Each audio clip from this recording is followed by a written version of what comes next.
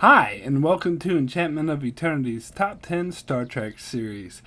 So, your first thought might be, how can you do a top 10 Star Trek series when there were only 5 Star Trek television series? The original series, Next Generation, Deep Space Nine, Voyager, and Enterprise.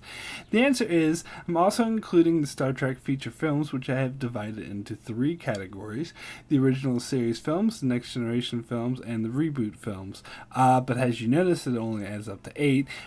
So to make an even 10, I added 2 series, even though they are not considered canon: the animated series and the Star Trek novels, which I have grouped into one category.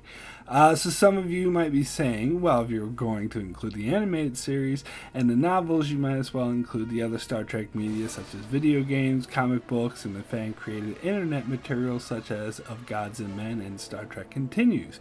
But it's my call, and I decided to exclude those things, as Picard would say. The line must be drawn here. So this top 10 will just include the 5 Star Trek television series, 6 with the animated series included, the 3 categories of feature films, and the novels. So I will count these down in the order of which one I think is best. We'll start with my number 10, and thus least favorite, and that is the animated series.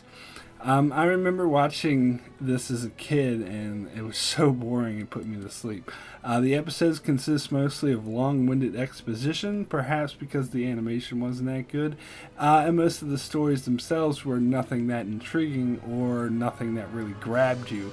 However, the series did have its moments, such as the sequel to The Trouble with Tribbles, and freaky situations such as the crew growing younger or the Enterprise getting trapped in a space Bermuda Triangle deal. So I didn't think the show was horrible. It was mildly entertaining, but for the most part, it didn't grab me like the future track spin-offs did. Number 9 is the reboot films. I look at these the way I would look at a cover band that covers my favorite rock band.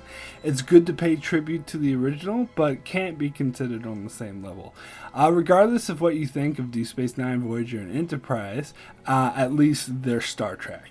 I'm not a huge fan of Enterprise and was highly disappointed, but it's still Star Trek. It stayed true to everything that makes Star Trek Star Trek. The vision of hope for the future, human social commentary that relates to modern times, and so on and so forth.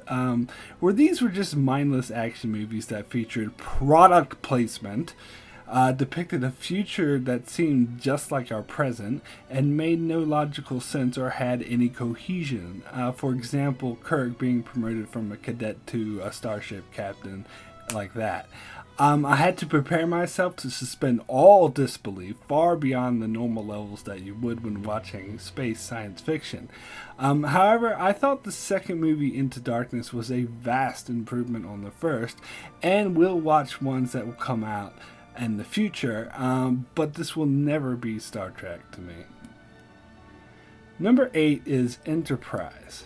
One thing I think the reboots have on this is that if you're going to just duplicate the characters of the original series, i.e. the Kirk, Spock, McCoy relationship, you might as well just do Kirk, Spock, and McCoy again. I was against the show's premise as soon as I heard it, but I gave it a shot, and it didn't even manage to meet my low expectations. With a crew of uninteresting cardboard characters, with the exception of the great Dr. Phlox, and boring stories, and obvious failed attempts to appear on edge. I felt this show was a disaster. That is, until its 3rd season, when it managed to pull itself around with an interesting and exciting stories that carried through into its 4th season. It's the reason I ranked it higher than the reboots, because the 3rd and 4th seasons were great television. Number 7 is the Star Trek novels. For the most part, I found many of the novels less interesting than the series they depicted, as they seemed to focus more on the science than the characters, and thus ended up being more boring. There were a lot of great exceptions where novels went where the show couldn't, either for budgetary reasons or because it was too obligated to appeal to a wider audience. A great example of this is the novel In Balance, in which it explored the insect race Space, mentioned in the Next Generation episode The Big Goodbye, has each of the 7 main characters visited the planet and went on separate adventures. Or the novel Requiem, in which Picard traveled back in time shortly before the Gorn attack that was depicted in the original series episode Arena. But what really made me put this above the reboots and Enterprise is I felt it stayed truer to what Star Trek fans wanted. And its biggest accomplishment for me is continuing the Deep Space Nine saga after the events of the finale in a series of awesome novels. And most of all, for ending Voyager properly with a series of 2 novels that depicted what happened to Voyager after they got home. These novels were far superior to the Voyager finale and gave Voyager the great ending it deserved. Number 6 is the Next Generation films. Star Trek The Next Generation didn't translate as well to the big screen as the original series did, partly due to the great ensemble cast, which wasn't served in the 2-hour film format, and partly because the producers of these films were trying too hard to appeal to a wider audience and not staying true to what made The Next Generation great. I'd say all 4 of these films have their high points and their low points. Generation was hastily put together but stayed true to its portrayal of the Next Generation family. First Contact was a collection of cool scenes thrown together that lacked a cohesive story, but featured a lot of great moments, including an excellent performance by Patrick Stewart. Insurrection was too unoriginal and not intriguing enough to hold your interest, but was the most well-told and cohesive story out of the 4, and Nemesis was plagued by out-of-place action sequences that tried too hard to look cool, but was an interesting character study of Picard and featured the most intensity out of the 4. I liked all 4 of these films, as they all had their awesome moments and elements that made me want to watch them more than once, but they all had too many flaws to call any of them great. Number 5 is Star Trek The Original Series. I will admit to being slightly biased against the series, as some of its main themes and style is rooted in the 60s and didn't age very well. Many of the story ideas were fresh at the time but have since become sci-fi tropes. Regardless, I think there are some aspects of the series that are ageless, such as great storytelling and its way of using science fiction to make social commentary on modern day society, with some of its messages and observations still being relevant today. We can admit that we're killers, but we're not going to kill today. That's all it takes. Knowing that we're not going to kill today. However, its melodrama and overacting can be hard to overlook sometimes.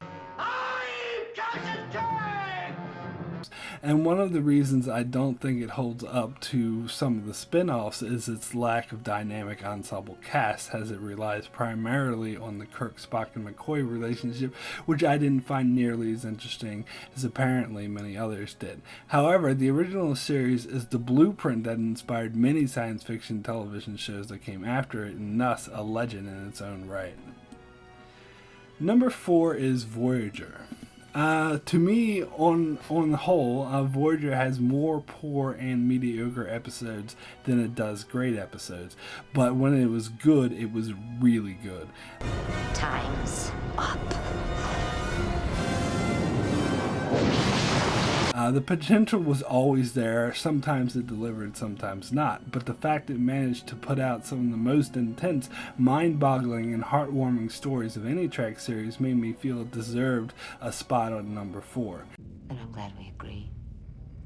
Go back to your ship. I didn't say I agree, I said I understand. I loved the first 2 seasons of Voyager, even though it had some flaws, such as making the main antagonist the uninteresting Kazon, which just came off as a ripoff of the Klingons. They still managed to take Trek to places we haven't been before. After an absolutely horrible 3rd season, they managed to revive and rejuvenate the show in a spectacular 4th season, which with the introduction of 7 of 9, but then they went slowly downhill after that.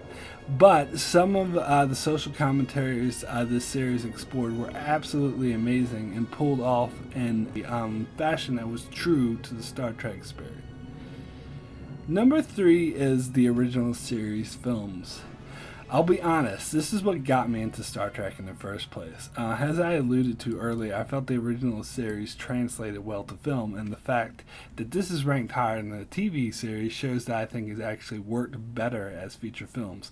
The best aspect of it being what some now refer to as the Genesis trilogy, which is The Wrath of Khan, The Search for Spock, and The Voyage Home, which to me is one of my favorite film trilogies of all time, even though it's not marketed as a trilogy, as it follows the boring Star Trek The Motion Picture, which was a disaster that shows you what happens when you try to rush a film in order to compete with Star Wars, and was followed by the god-awful, pun intended, The Final Frontier, which shows you what happens when you let William Shatner write and direct a movie. The Genesis trilogy features captivating and exciting films which I almost hold on par with the original Star Wars trilogy. Almost. I have had enough of you! And then there's also The Undiscovered Country, which is a Star Trek political thriller, which, while not great, works really well and adds to the richness of the Star Trek films as a whole. Number 2 is The Next Generation. To me, this is the best example of a show based on a starship flying through space exploring the galaxy. Let's see what's out there. Some of its best strengths was the fact that it was syndicated and thus wasn't as forced by network pressure to try and amp up the action or sex appeal of the show, and focused on the human heart-centered stories of exploring space without trying to be a western like the original series did. Although this only comes in number 2, as for the answer as to who my favorite starship captain, the answer is most definitely Jean-Luc Picard. The most whole and dynamic character to captain the starship, and portrayed by the best actor to grace Star Trek, Patrick Stewart. There are 4 lights! Not only that, but definitely the most intelligent of the captains, as he would often outwit rather than outgun his enemies. They give us food, which Esok can't eat, to make him a threat. Combine that with great support characters such as Data, Worf, and Riker, The Next Generation featured the best ensemble crew of any Star Trek series that was the most interesting. And my number 1 favorite Star Trek series is Star Trek Deep Space Nine. Part of the reason why I love this series so much is that, unlike most other Star Trek series, the Starfleet crew is not the central focus, as it features a long list of supporting characters of many of alien species and less moral backgrounds. As in its main cast, it features a Ferengi, an alien species introduced as an adversary who does turn out to have questionable morality, and a one-of-a-kind shapeshifter unaware of his origins until he discovers his race founded and operates a vast, destructive, and evil empire bent on galactic domination. And the first officer of the show is a former terrorist.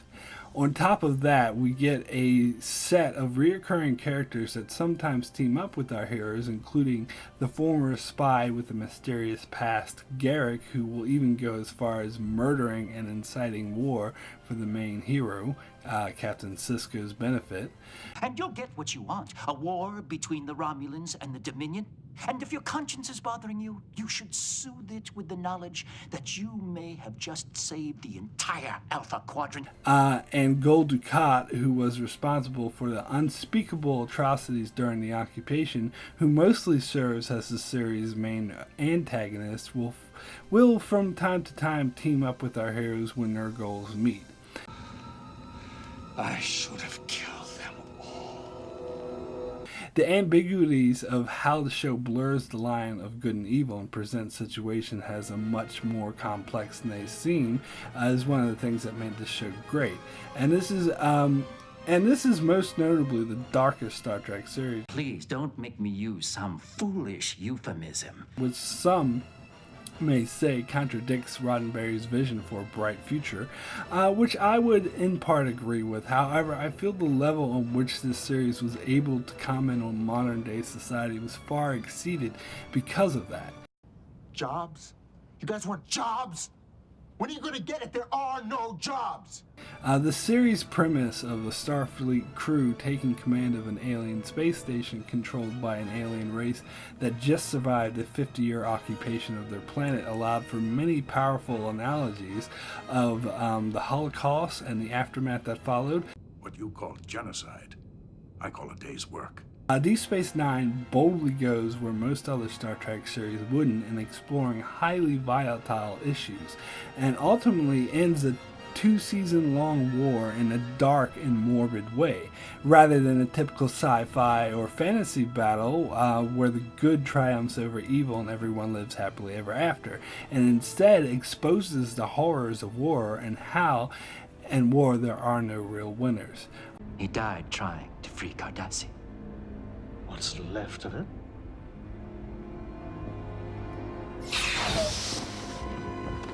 All these elements to me make Star Trek Deep Space Nine the best Star Trek series.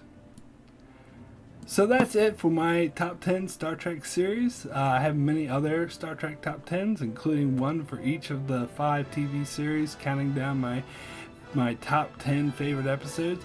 So you should go to my channel, check that out, and subscribe to keep up with more Star Trek videos to come. And thanks a lot for watching.